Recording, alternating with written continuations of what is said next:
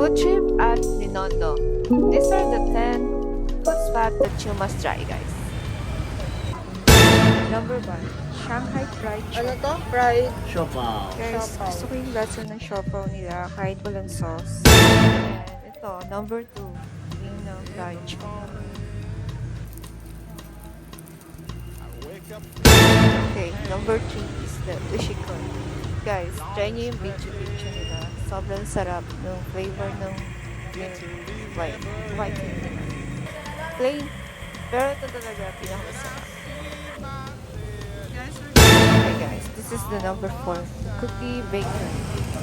So guys, ito masarap sa kanila yung viral nilang Jaitan.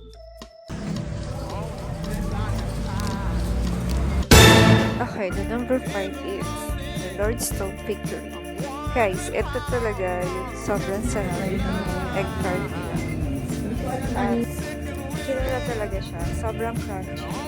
Bagong luto. So, number 6. Try nyo tong bunky sugar cane nila, guys.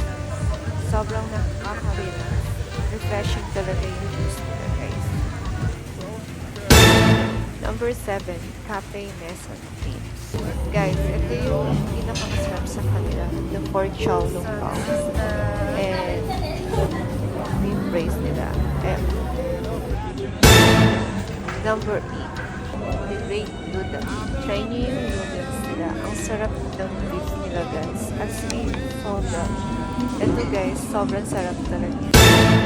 Number 9, try nyo yung milk tea nila, guys.